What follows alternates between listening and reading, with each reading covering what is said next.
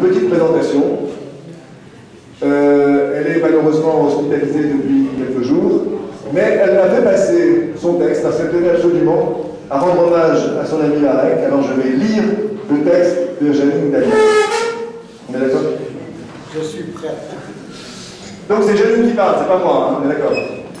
Absente ce soir, je voulais néanmoins saluer tous les auteurs et participants réunis pour cet événement. Présenter Marek Alter, est-ce bien nécessaire tant qu'il est connu de chacun de vous, de chacun de nous? Quelques repères néanmoins. Il est né en 1936 à Varsovie, d'une mère poétesse yiddish, d'un père imprimeur. Marek Alter survivra au nazisme, arrivera à Paris au tout début des années 50. On me interrompez s'il y a un problème. Tout va bien.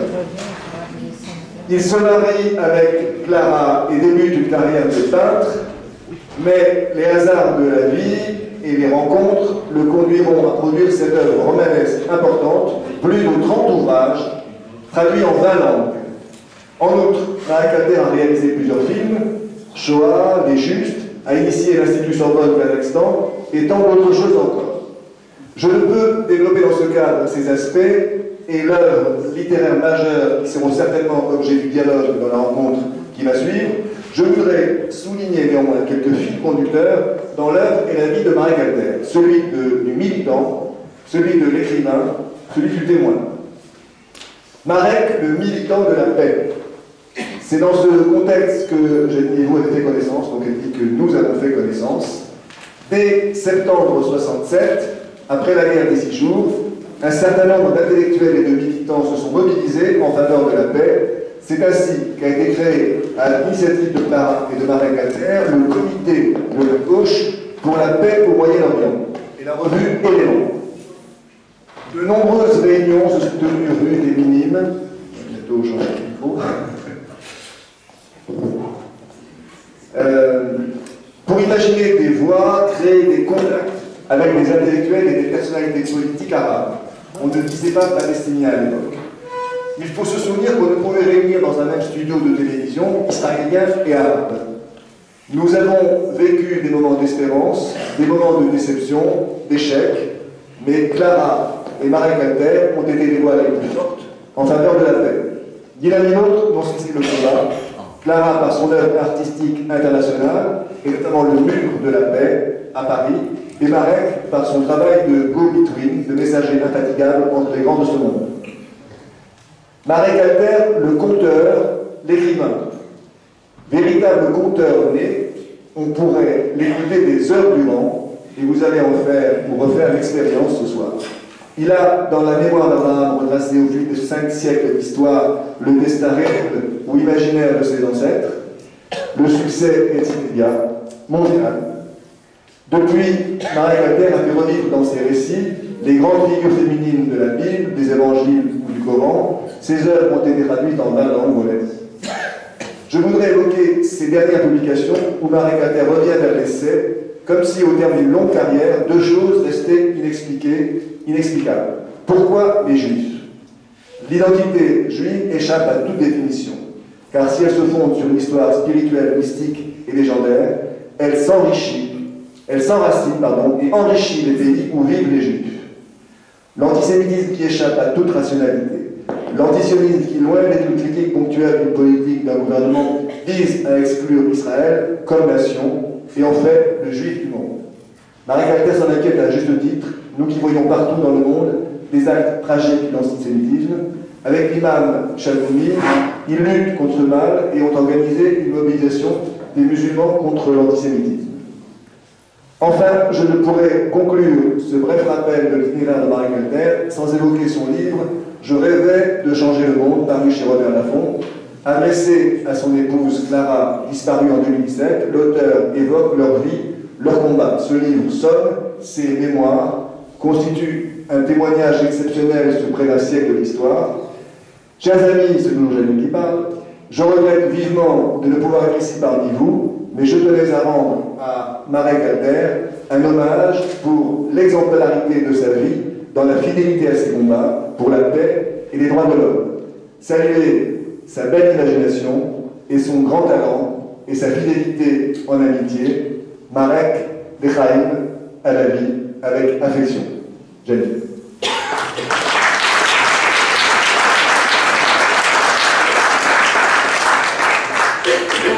Et donc c'est maintenant Olivier Biscay, rédacteur en chef du Midi Libre, qui a l'immense gentillesse de nous aider à conduire l'entretien avec Marie Alter, qui d'ailleurs était passionnée à l'idée de pouvoir le faire. Et donc je lui donne la parole avec beaucoup de plaisir. Merci. Merci beaucoup pour l'invitation. Mesdames, Messieurs, bonsoir. Cher Marek Alter, ravi de vous retrouver ici à Montpellier. Je vous propose qu'on évoque deux, trois thèmes ensemble autour des livres qui seront d'ailleurs à dédicacer tout à l'heure. Pourquoi les Juifs, vous en avez parlé chez Michel Lafon, et Un monde sans prophète chez Hugo Doc. Marek Alter, je voudrais démarrer par un premier sujet en rebondissant finalement sur les déclarations d'Hussein Bourgi tout à l'heure qui évoquait cette résolution contre l'antisémitisme qui a été signée, votée, adoptée au Sénat. Comment en 2021, presque en 2022, en est-on encore à signer des résolutions contre l'antisémitisme, Marek Alter? Vous savez, les rejets de l'autre, ça fait partie de l'histoire de l'humanité. C'est ainsi, nous sommes ainsi faits. Quand tout va bien, il n'y a pas de problème. On sort, on croise des noirs, des blancs, des yeux bridés, des jaunes, de toutes les couleurs, de toutes les provenances, religions. On leur parle, comment ça va, il ne pleut pas aujourd'hui, formidable, les enfants, ça va. Les jours, ça ne va pas. Et là, ça commence. Vous tombez malade. Nos enfants vont à l'école. Les plus grands n'ont pas de travail. Et on commence à chercher les responsables. Quand on est petit, on a mal, on crie « Maman !» Et puis quand on devient grand, on ne crie plus « Maman !» On dit « Oh mon Dieu !» Et Dieu ne répond pas. Il n'est pas là pour s'occuper de vous, de moi, de chacun de nous. Il nous regarde. C'est important le regard. C'est ce qu'il dit d'ailleurs Victor Hugo dans un fameux poème. Hein, et l'œil était dans la tombe, regardez quand même. Et c'est ça qu'il faut entretenir. Entretenir l'idée que nous sommes vus, que nous sommes regardés, que nous sommes jugés. Les lois, c'est très bien, mais les lois ne vont pas changer. Nos sentiments n'ont peur. Tout à l'heure, notre ami a parlé de la peur. C'est pas moi qui ai lancé le cri, n'ayez pas peur. C'est Jean-Paul II. Un homme que j'aimais beaucoup. On s'est voyé tous les mois et on chantait les chansons en yiddish. Pourquoi? Parce qu'il était né à Katowice, en Pologne. On parlait polonais. Et Katowice, c'est un petit village près de Cracovie, à 20 km d'Auschwitz. Ça ne pouvait pas prévoir quand il était né. Et la plupart de ses amis étaient juifs. Donc il parlait yiddish. Donc il a appris, il chantait en yiddish. Et il m'a invité un jour à Rome, parce qu'il voulait que je vois comment il parle aux jeunes. 1 million de jeunes catholiques, place Saint-Clair. Il est sorti sur le balcon, il n'a rien dit, silence, et à un moment donné, il a crié « N'ayez pas peur !» Et puis il a répété ça dans une vingtaine de langues. Et ça m'a fait réfléchir. Quand ça ne va pas, nous avons peur. Qu'est-ce qui va arriver? Et quand on a peur, on se laisse envahir par des pulsions de mort, comme dit notre ami Freud.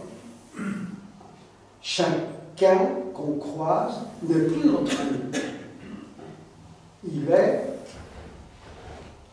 Il pourrait être notre ennemi. La source de notre mort.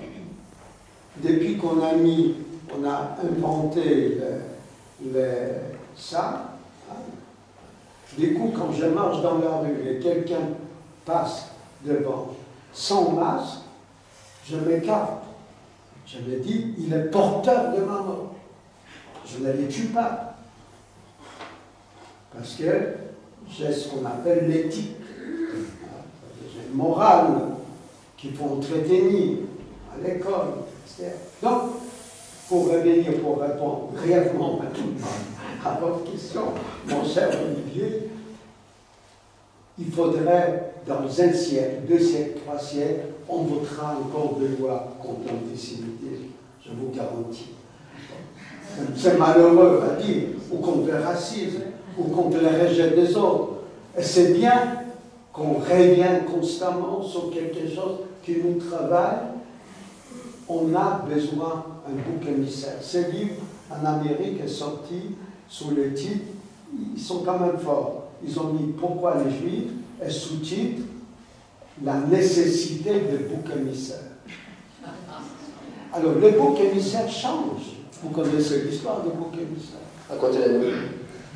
En 2 mots. C'est dans la Bible. C'est dans la Bible, j'aurais pu vous donner la page. Vous savez, Abraham était le premier qui a découvert Dieu un. Pourquoi? Parce qu'il trouvait que de multiples dieux, c'était injuste. On achetait des idoles. Alors il y avait des petites idoles, des grandes idoles, des plus grandes idoles. Son papa fabriquait les idoles. Des fabricants d'idoles. Terra. Il s'appelait Terra. Et puis, le petit Abraham était dans l'atelier de son papa, il voyait des gens arriver, acheter des idoles. Pourquoi faire? Pour guérir des maladies, ou malédictions, ou gagner peut-être une meilleure récolte. Et qu'est-ce qu'il a constaté? Que les pauvres, ils restaient pauvres, ils ne pouvaient pas s'acheter des grandes idoles. Si ces idoles avaient le pouvoir, il fallait avoir le plus grand. Or, c'est le riche qui avait le plus grand. Et il s'est mis à rêver d'un Dieu qu'on ne pouvait ni acheter ni vendre. Un Dieu le même pour tout le monde. Pour les petits, pour les grands, pour les pauvres, pour les riches, pour les malades. Un seul Dieu. Mais il ne savait pas quoi les dire. Comme on dit, il ne savait pas écrire. Et grâce à son papa qui livrait des idoles, il a rencontré une famille princière. On est à l'époque sumérienne, il y a 4000 ans, à Our, ville à l'époque où il y avait déjà des gratte-ciels qu'on appelait les agoras. Et il tombe amoureux d'une petite fille qui s'appelle Sarai, qui veut dire en acadien une petite princesse. Et elle sait lire et écrire. Les femmes étaient déjà à l'époque des enseignantes. C'est elle qui enseignait les écritures. Vous allez au Louvre, premier étage, à gauche, vous avez une salle avec des tablettes, avec des écritures cunéiformes. Ça veut dire que c'est la première écriture abstraite. Sans cette écriture, on n'aurait jamais pu transmettre l'idée des sentiments abstraits, des dieux abstraits. On ne pouvait pas. Les Égyptiens auraient pu concevoir un Dieu un, Amon, etc. Mais ils ne pouvaient pas le dire parce qu'ils écrivaient avec des pictogrammes, avec des images. Et un Dieu abstrait, il n'a pas d'image, on ne le voit pas. Donc il fallait inventer un alphabet abstrait pour transmettre l'idée d'un Dieu abstrait. Et là-dessus est né donc le rapport entre Dieu et l'homme. C'est la 2e alliance, pas la première. La première, c'était avec Noé, 2000 ans plus tôt. Et puis, donc, 1700 ans plus tard. Et puis, Dieu met à l'épreuve Abraham. Il dit, puisque tu crois en moi, je t'ai donné un fils avec une femme plutôt âgée, 90 ans, hein, il peut le faire, sans l'aide de Dieu. Alors tu vas les sacrifier pour montrer que tu crois en moi. On connaît, il y a plein de tableaux au Louvre, dans tous les musées, ça a préoccupé des générations. Comment Dieu, miséricorde, peut demander un tel sacrifice. Mais il prend Isaac, il prend le couteau, il va Et au dernier moment, bien sûr, l'ange Gabriel, l'homme qui avait annoncé à Sarah qu'il y aura un fils, ça l'a fait rire d'ailleurs. C'est pour ça que son fils s'appelle Isaac. Yitzhak, c'est lui, Tzachok, celui qui sort du rire. C'est le résultat d'un rire, parce que ça l'a fait rire. Moi, à mon âge, bon. Et il va pour sacrifier le fils, et l'ange Gabriel l'attrape et dit non, Dieu n'a pas besoin de sacrifice. Mais si tu veux sacrifier quelqu'un, quelque chose, et il se retourne, et il y a, et là, il y a quelques versions. Il y a un bouc ou un bélier, voilà. Il y a, les musulmans disent un agneau, voilà. L'agneau pascal a été repris par les chrétiens. Le mouton, hein, c'est pour, on sacrifie le mouton pour les fêtes. C'est quoi? C'est le bouc émissaire. C'est-à-dire qu'il a remplacé quelqu'un qui aurait dû mourir. Et c'est resté dans l'esprit des gens, il faut sacrifier quelqu'un. C'est resté, et ça reste. C'est resté, et ça reste, et pourquoi les Juifs? Pourquoi eux? Voilà. Écoute quoi, bonne question. Pourquoi les Juifs? Je peux laisser Marek Alter tout seul en fait, hein. C'est pas ma première. Je sais qu'on peut rester 4 heures comme ça, mais il faut quand même que je pose des questions. Hein, parce que... Non. Allez-y, alors pourquoi les Juifs? Pourquoi les Juifs? Parce que ce n'était pas toujours les cas des Juifs. Il y a Jean Delumeau dans son petit livre, un gros livre, un livre de poche, La peur en Occident, il décrit la grande peste de 1342 et qui a liquidé la moitié de la population européenne. En 4 ans, il fallait le faire. C'est devenu, le virus est devenu, on ne sait pas d'où, jusqu'à aujourd'hui, par Marseille, les marins ont ramené ça de quelque part. Et il y avait la peur. Et ça frappait des gens. Alors, d'abord, on a commencé à brûler les lépreux. En disant, c'est les lépreux qui ont empoisonné les puits. Puis, il y avait des bossus, d'où l'idée que Victor Hugo avait pris dans Notre-Dame de Paris, les bossus, les invalides. Et puis, on s'est dit, tiens, les Juifs, il en meurt moins que les catholiques, que les chrétiens. Pourquoi? Parce que les Juifs, c'est laver les mains, tout simplement. Parce que pour la prière, et avant de manger, il fallait qu'ils la lavent les mains. Aujourd'hui, on n'a pas mis le petit truc pour se laver les mains. On est tous vaccinés. Bon, pour vous. Et on s'est mis à brûler les Juifs. Alors ça m'a posé la question, et je suis arrivé à la même question que vous, pourquoi les Juifs? Et je me suis rendu compte, alors il y a des gens qui disent que c'est venu avec le christianisme. La légende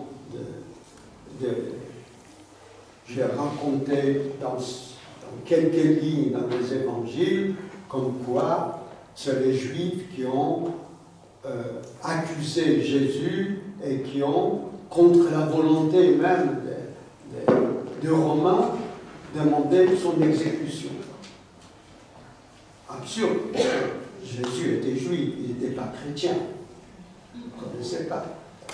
Grâce à Saint Paul, le rabbin Saül de Tarse, qui commence l'histoire du christianisme. Donc, c'est pas lui, et c'est un hébreu qui demande à Dieu, pourquoi tu m'as abandonné? La question que nous nous posons toujours, quand ça va mal, pourquoi? Donc, toutes ces femmes qui sont là, il y a beaucoup de femmes dans les évangiles. Marie parle très peu, 4 fois seulement. Tandis que dans le Coran, 222 fois. Les musulmans adorent Mariam. Ils adorent. Parce que pour eux, c'est la femme soumise. C'est-à-dire, comme dans les tableaux de la Renaissance ou l'après-Renaissance, elle est toujours soumise. Or, c'était une révoltée, j'ai fait un livre là-dessus. Donc, mais ce n'est pas vrai. Les premiers écrits anti-juifs sont en égyptien. Les Égyptiens, à partir du moment où Moïse organise la première révolte, réussit contre l'empire égyptien, l'Égypte, les pharaons contrôlent toute la région. Ce n'est pas seulement l'Égypte, ce n'est pas seulement là où se trouve aujourd'hui Israël, ou l'Irak, ou Syrie. Toute la région, c'est énorme. Et c'est une révolte réussie. Il sort 3 millions de personnes d'Égypte. Vous vous rendez compte, 3 millions. D'après la Bible, ils sont 672, je crois, n'est-ce pas? Il y a ici le rabbin, ça c'est on n'a pas compté, mais ces 672 ou 574 sont des hommes entre 20 ans et 40 ans. Donc on n'a pas compté ni les femmes, ni les enfants, ni les vieillards. Et j'ai fait le calcul, ils sont à peu près 3 millions qui quittent l'Égypte. C'est-à-dire l'Égypte est dépeuplée d'un seul coup. C'est pour ça que les parents changent d'avis et envoient l'armée pour les récupérer, parce que s'il n'y a plus de travailleurs, qui va construire les pyramides? C'est pour ça qu'il y a si peu de pyramides.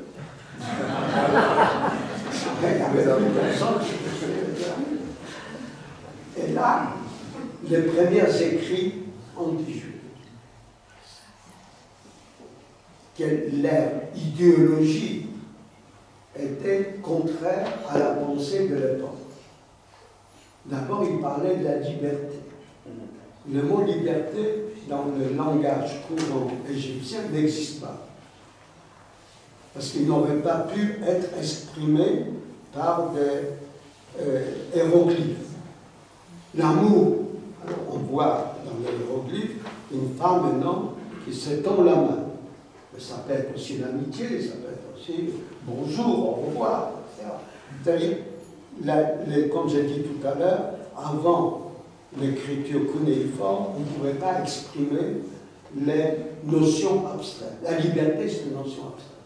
Les Juifs ne comprennent pas non plus, d'ailleurs. Mais ça, les ennemis des Juifs ignorent. Les premières qui se révoltent contre Moïse, c'est les Juifs. Qu'est-ce que tu as fait? Tu nous as fait sortir pour mourir dans le désert. On était mieux avant. On travaillait dur, on nous nourrissait.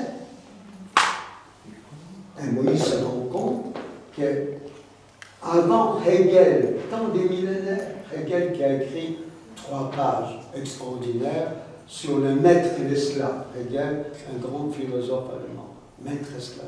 De quoi rêve un esclave? Parce qu'il connaît que 2 situations. La sienne, esclave, et celle de maître qui l'exploite. Donc son rêve, c'est de devenir maître. Mais pour rester maître, il a besoin des esclaves. Les bolcheviks remplacent les tsars. Mais pour rester au pouvoir, ils ont besoin de nouveau des esclaves. Khomeini remplace le Shah d'Iran. Qu'est-ce qu'il fait? Exactement ce qu'il dénonçait avant. Il n'y a pas d'intermédiaire dans cette idéologie. Alors, donc, on reprochait aux Juifs d'avoir perturbé l'ordre des choses, les rapports entre les possédants et les possédés. C'est encore le cas aujourd'hui, et pour faire le lien avec votre autre livre, Un monde sans prophète, ces ennemis des Juifs, ceux qui développent l'antisémitisme, ceux qui développent le racisme au sens large en France, il y a des relais, ils sont nombreux. Alors, qui sont-ils? Alors, il y a un Juif n'est pas obligé de rester juif. C'est-à-dire, pour les religieux, notre ami rabbin, tout individu qui a une mère juive est juif. Mais il peut changer d'avis. Il y a tant de gens qui sont convertis où ils ont abandonné la tradition millénaire. Fini. Regarde, il y a un très beau livre sur les Juifs en Chine, les Perlebuc, puis voilà, la fin des Juifs de Nankai. Il restait encore les restes d'une synagogue, c'est fini, parce qu'ils sont fondus, sont devenus des Chinois. Ils étaient Juifs et Chinois. Juifs, ce n'est pas une race. Les Falachas sont noirs, ils sont juifs.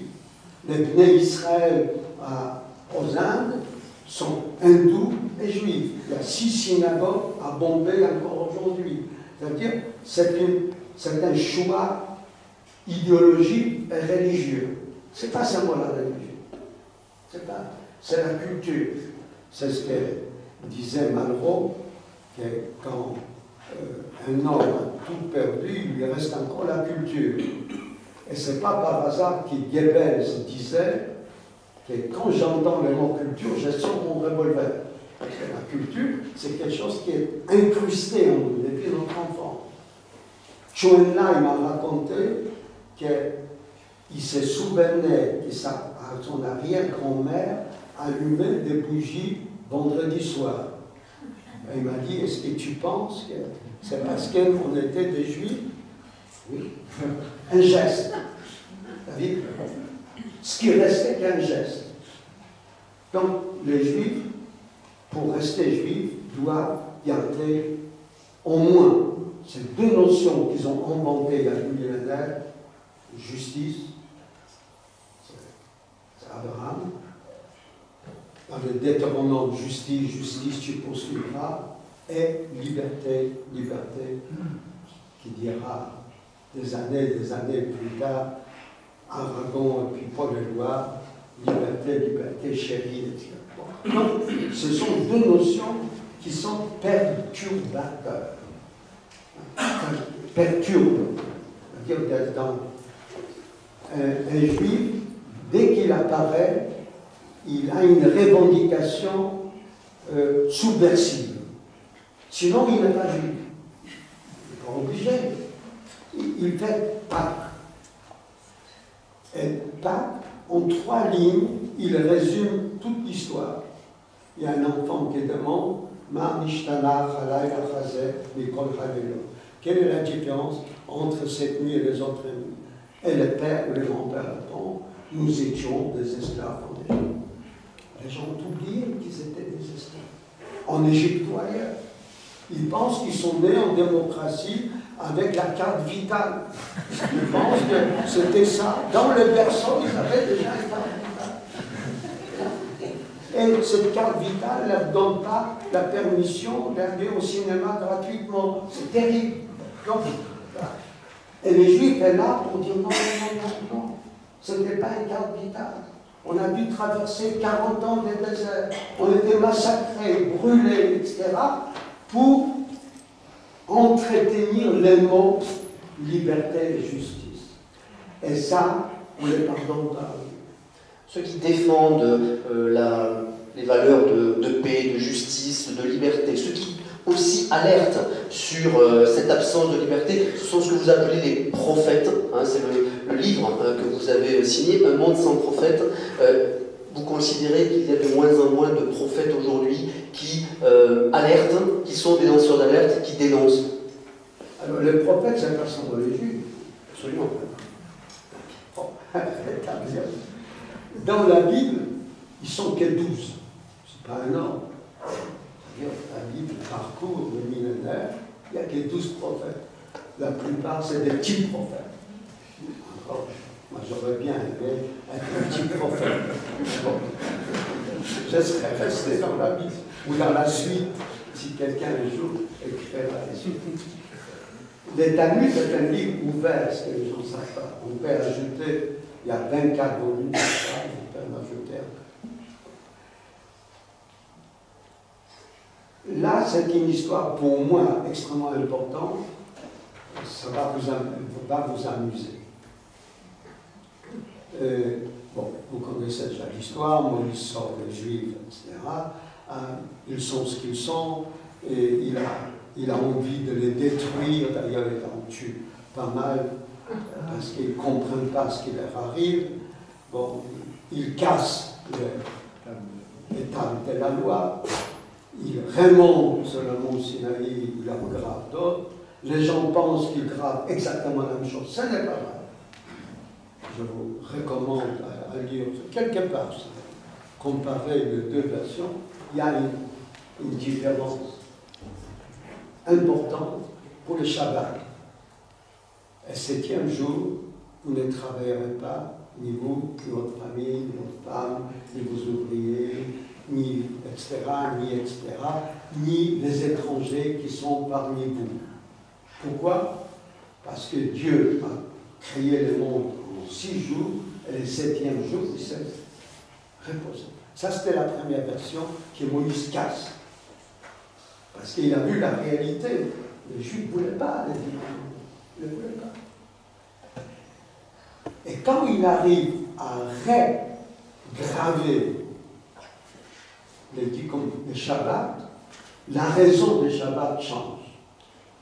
On ne parle plus de Dieu, parce que vous étiez des esclaves en Égypte. Il faut vous souvenir. Ce n'est pas parce que Dieu a travaillé, ce n'est pas grave, c'est son travail.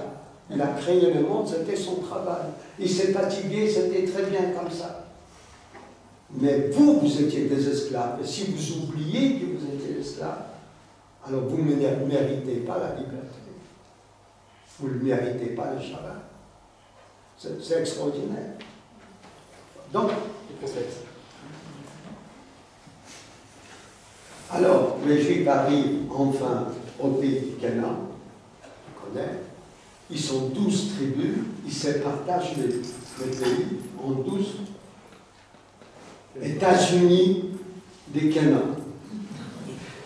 C'est comme les États-Unis d'Amérique, d'ailleurs les Américains se comparent beaucoup aux Juifs, et ils adorent la Bible, ils pensent que la Bible parle déjà d'eux. Et vous avez donc 12 tribus, chaque tribu a un conseil de sages qui dirige, qui régule les problèmes, mais pour réguler les rapports entre les 12 tribus, ces 12 États, ils ont un juge. Un juge, il est là à Rama, dans un village, pas loin de Jérusalem, 70 km. Et ça se passe comme ça, tranquillement, jusqu'à 1130 avant notre ère. Non. Oui, je crois. 1130 avant notre ère. Il faut vérifier. Et puis, le dernier des juges s'appelle Samuel. Il ouvre la fenêtre, il voit les représentants de ces 12 tribus. Ce n'était pas prévu. Il dit, qu'est-ce que vous foutez là? Ah, nous sommes venus te dire que nous ne voulons plus de juges, nous voulons un roi. Il dit, vous êtes marrons? Pourquoi vous voulez un roi? Parce que tous les peuples autour de nous ont des rois, et nous voulons être comme tous les peuples. Et là, il y a une page que je vous recommande. Vous trouverez Samuel dans la Bible. Il dit, c'est quoi un roi? C'est quoi un président? Il n'y a pas de bon président. Absolument bon président. Il y a un peu meilleur que les autres. Pourquoi? Parce qu'il défend d'abord pas chacun de nous. Il défend une nation.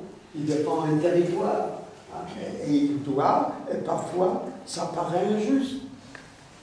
Qu'est-ce qu'il dit? Il va faire des guerres. C'est lui qui décide. Il va prendre vos fils pour mourir sur les champs de bataille. C'est lui qui décide. Il va prendre vos filles pour travailler dans les champs. C'est lui qui décide. Il va vous écraser sous les impôts parce qu'un État a besoin de trésors pour diriger. C'est tellement moderne. On a l'impression que c'était écrit hier. Et les représentants des tribus disent non, non, tout va bien, nous voulons le roi. Alors qu'est-ce qu'il fait Samuel? Il demande Dieu. Il dit, tu fais ce que le peuple demande. Le peuple dit aussi. Et il donne le premier roi qui est Samuel.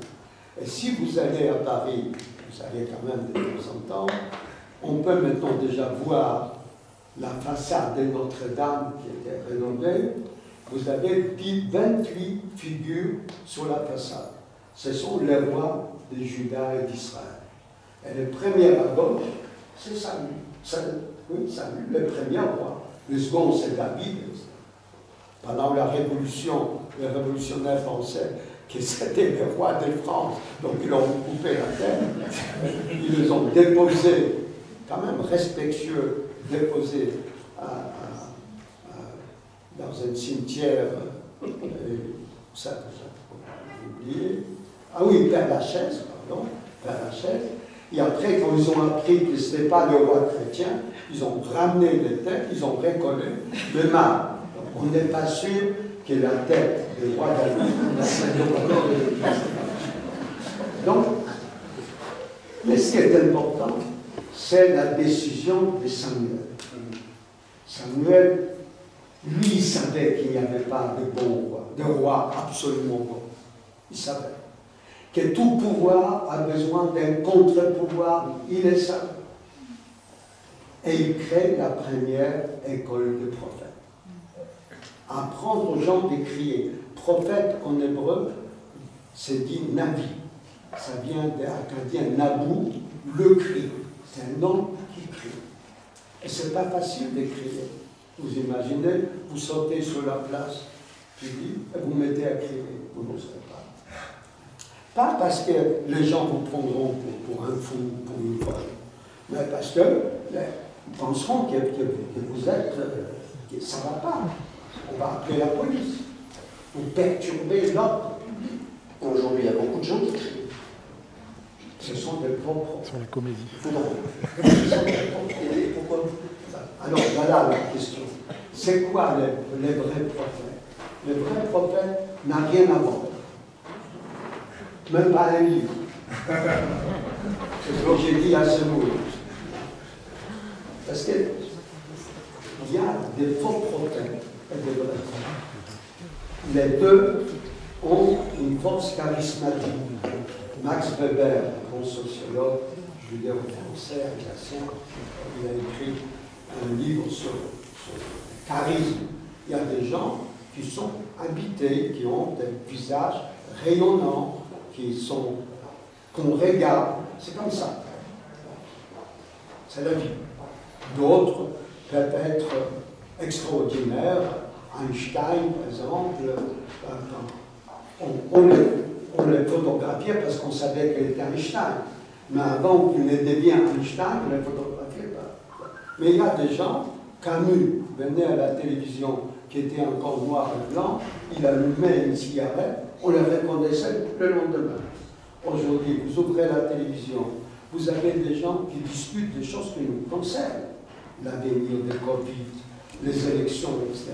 Et ils disent des choses intelligentes. Et quand vous les croisez le lendemain dans la rue, vous ne les reconnaissez pas. Parce qu'ils n'ont pas de charisme.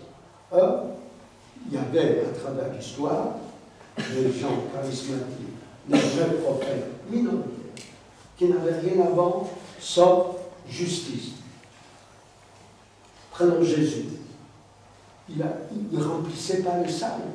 Hein? Il n'aurait pas eu autant de gens.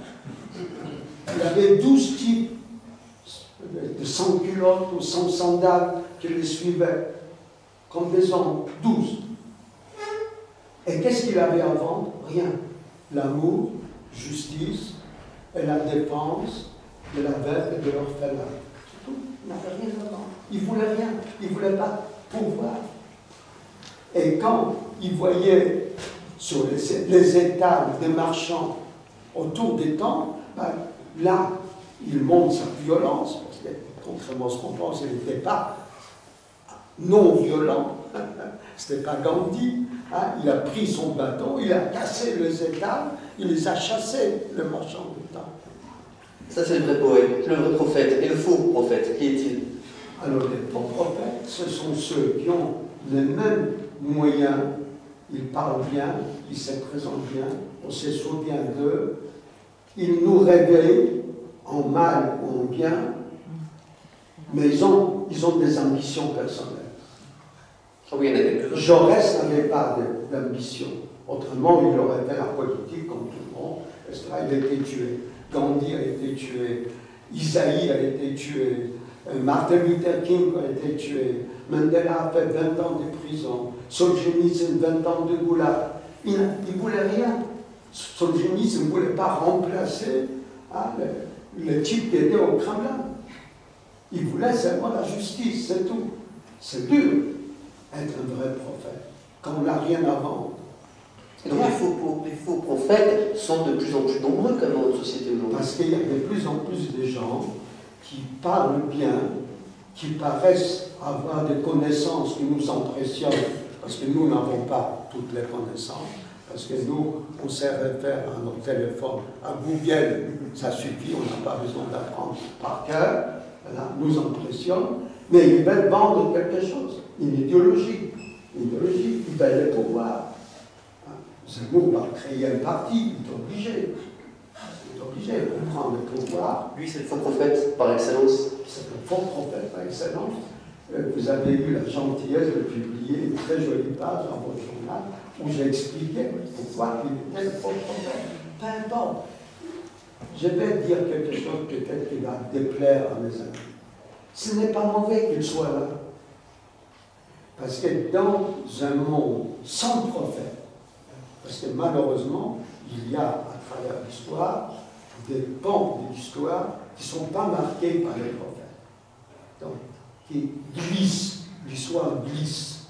Et puis d'un seul coup, elle s'est révélée. Il y a une histoire linéaire du temps, les Juifs l'ont inventé dans la Bible, Dieu d'Abraham, Dieu d'Isaac, Dieu de Jacob, et ainsi de suite. Une génération suivante. Et puis, il y a des temps historiques, sont des temps cycliques. Il y a des époques où, si j'étais un historien, je n'aurais rien à dire. Il ne se passait rien. C'est pas vrai. Il y avait des gens qu'on pouvait voir, et il y avait des amours, des tragédies, des guerres, mais personne n'a marqué ces époques. Donc, nous vivons une époque sans personnalité, et c'est très important. Là, vous m'amenez sur un chemin, vous allez tout seul sur le marché. J'ai l'interviewé, c'est comme la danse des tangos. Un dépend de l'autre. Parce qu'on ne peut pas danser bien si en face, le soir, on a quelqu'un qui vous marche sur le pied. Donc, je suis un piètre danseur en plus. Bon, allez-y. Moi aussi. Donc, les hommes politiques, là, Samuel a compris. Ils peuvent être meilleurs que les autres, ils ne peuvent pas être parfaits, parce que le monde n'est pas parfait. Et ils ne sont pas seuls. On ne peut pas s'enfermer dans... seulement en France. On est en France et seulement l'histoire de France nous intéresse. La Belgique, c'est fini. Non, elle est là, la Belgique.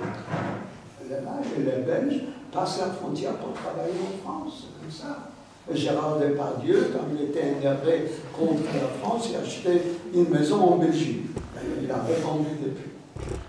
Moi, je n'ai pas le moyen de m'acheter une maison. Encore que j'aime bien la Belgique. Bon. Donc, on dépend, on est interdépendant. Le monde est un. Là, Marx avait raison, c'était les premiers à dire le monde est un. C'est comme ça. On éternue à Paris, on tombe malade à Pékin. L'inverse. C'est l'inverse. Bravo, cette fois-ci, c'était. Ils ont fait une bêtise à Pékin et nous sommes malades. Le pardon de Donc,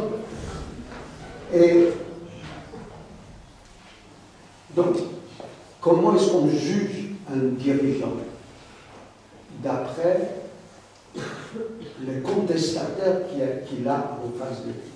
Alexandre le Grand était grand parce qu'il y avait Aristote en face de lui. César était grand parce qu'il avait Cicéron en face de lui. Louis XIV avait Saint-Simon en face de lui.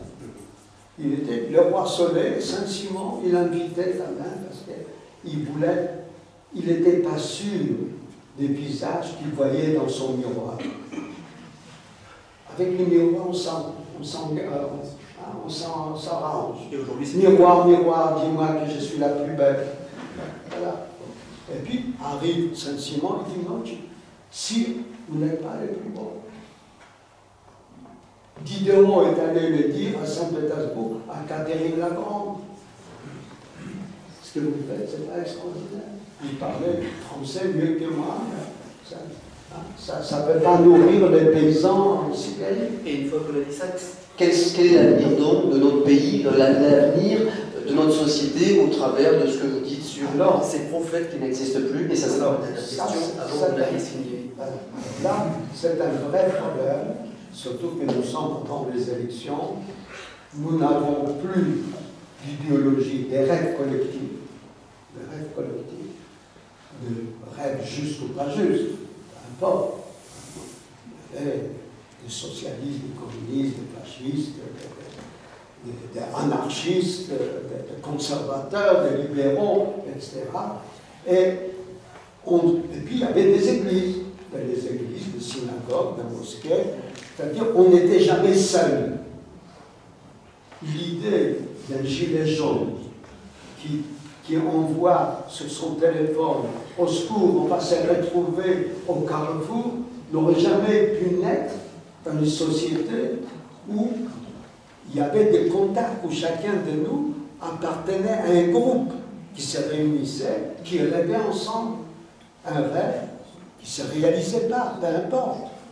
Il y avait un rêve. Il n'y a plus de rêve politique. Il y a des rêves individuels.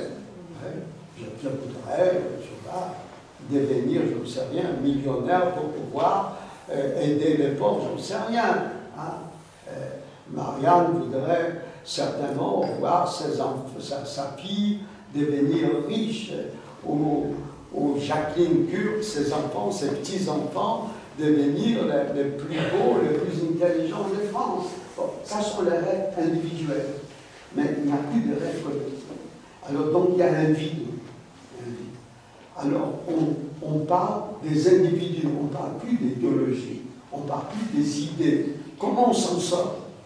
On ne s'en sort pas seul, on s'en sort ensemble. Il y avait l'Europe. Mais on a raté les coups de l'Europe parce que ce sont des hommes d'affaires qui ont pensé l'Europe. Donc l'enjeu, c'est de retrouver du collectif.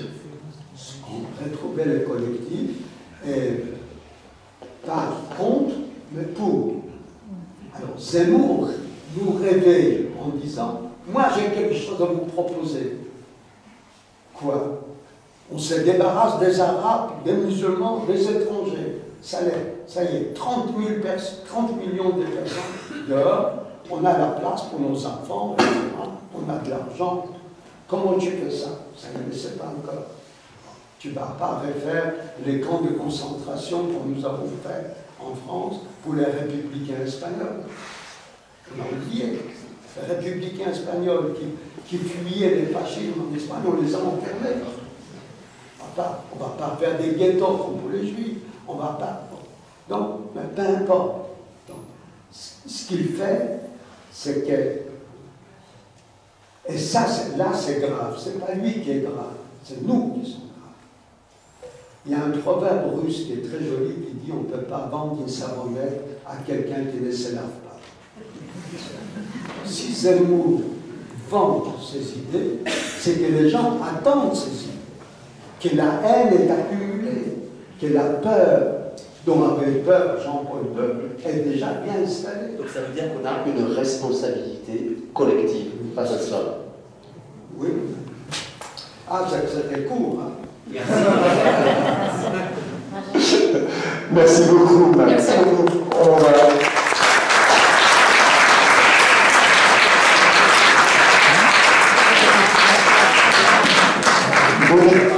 à la salle à des questions. Je pense que ça peut être intéressant d'avoir un petit échange avec Marie Gatter, M. Charles Sultan.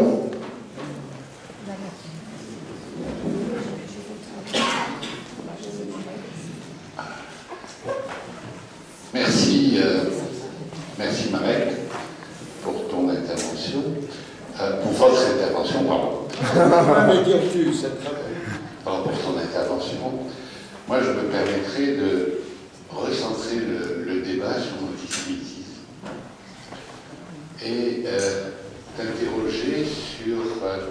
l'impact du conflit israélo-palestinien sur la résurgence de cet antisémitisme en Europe. C'est ma première question avec une sous-question. Tu dois savoir qu'aux États-Unis, ce conflit et je dirais, l'expertise des médias et des réseaux sociaux a massacré le judaïsme américain. J'ai été formé aux États-Unis, il y a une trentaine d'années, dans une ville qui comportait 52 synagogues, qui s'appelait Baltimore, dans Maryland.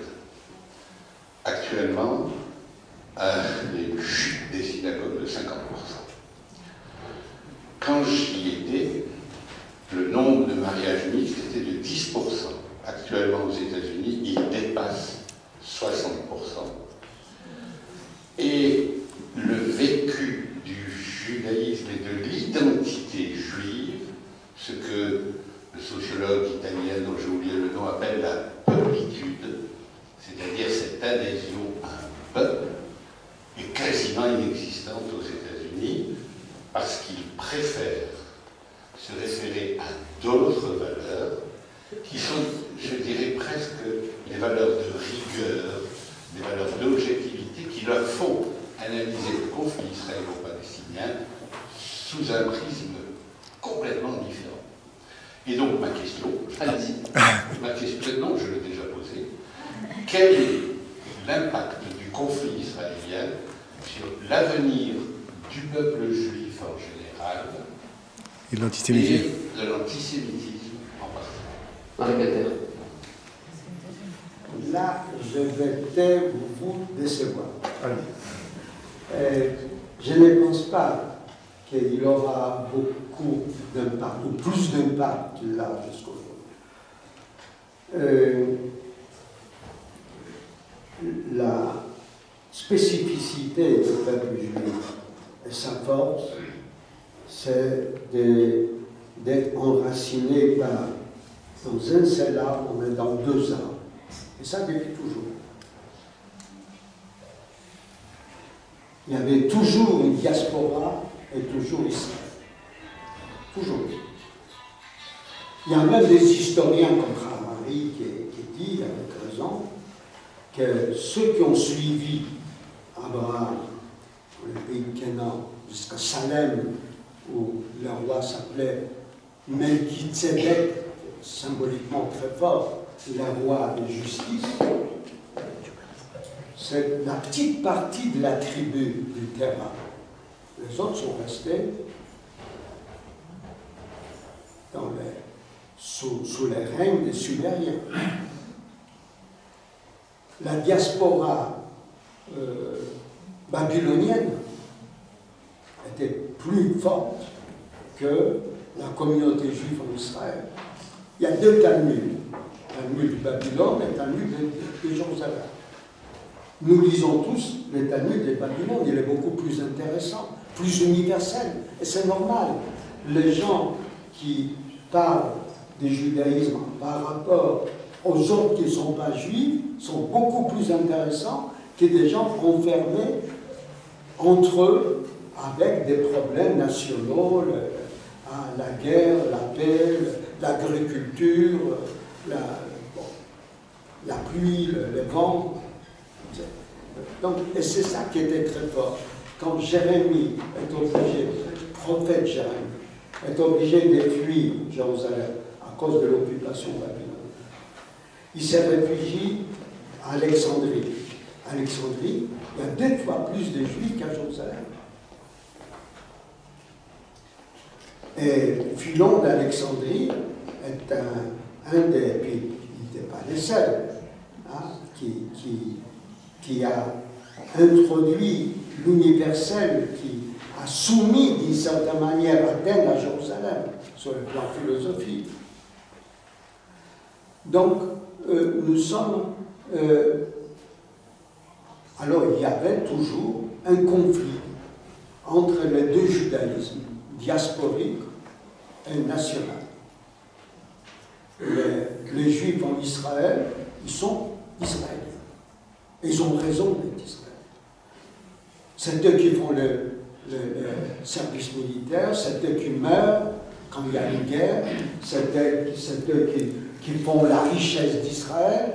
Ils doivent inventer sur le plan technologique ce qu'ils ne peuvent pas inventer sur le plan territorial, puisque le territoire est extrêmement petit. Et les Juifs de la diaspora, ils changent, bien sûr. Ils changent. Pour beaucoup des Juifs de la diaspora, le judaïsme, c'est limite au geste. Ce n'est plus de l'idéologie. Mais, et c'est ça qui est intéressant, tant qu'ils disent qu'ils sont juifs, et là Sartre avait raison d'une certaine manière, ils vont provoquer les rejets, et ces rejets va les obliger à approfondir l'essence de leur judaïsme. C'est ça la dialectique. Moi j'étais très jeune quand je suis allé voir Sartre, j'avais 17 ans, j'ai lu, ce que vous devrez d'ailleurs lire, les réflexions sur la question juive. Et ça m'a, d'abord, j'étais très fier, Jean-Paul Sartre, il parle de moi, extraordinaire, formidable. Et puis, j'étais déçu. Pourquoi? Parce qu'il ne parle pas des juifs authentiques, positifs. Moi, je me suis choisi juif. Je ne suis pas obligé d'être. Déjà, je m'étais choisi d'abord khazar, ouzbek. Et j'étais très fier parce que dans Montesquieu, les lettres persanes, un de deux personnes s'appelle ouzbek. C'est intéressant, les lettres persanes. C'est-à-dire qu'on ne se voit pas comme on est dans les yeux de sa propre famille. Il faut voir comment on nous voit ailleurs. Restez sur ça, parce que je crois que vous devez signer. Donc, terminez votre réponse avant qu'on puisse aller signer. C'est pour vous. Et puis pour... Non. Donc, je ne pense pas que les conflits israélo-arabes va durablement peser sur les rapports entre les communautés juives et les non-juives. Ça veut dire que, bon, il y aura de heurts. Hein, c'est comme il y avait le Parti communiste qui était toujours pro-soviétique, hein, par essence. Il y a chez les Juifs, la plupart des Juifs, même des gens comme Jean Daniel, qui dirigeait Nouvel Observateur, je me souviens, ils se disaient les Juifs du mois de juin 67. Israël, c'est d'accord. D'autres pays qui sont nés de la décolonisation. C'est vrai. L'Empire britannique a sombré, et le même jour, les hindous, 1 milliard d'individus, ont retrouvé leur liberté, et les juifs, qui étaient à l'époque 700 000, ont retrouvé aussi leur liberté. Mais je ne pense pas, là je vais vous décevoir, il y aura toujours la diaspora, cette diaspora s'amoindrira et renaîtra, parce que c'est comme ça, c'est le geste qui nous obligera. On est des archéologues de notre propre mémoire. Merci Marek. Charles, je vous laisse poursuivre, ou en tout cas peut-être ouvrir aux questions de la salle.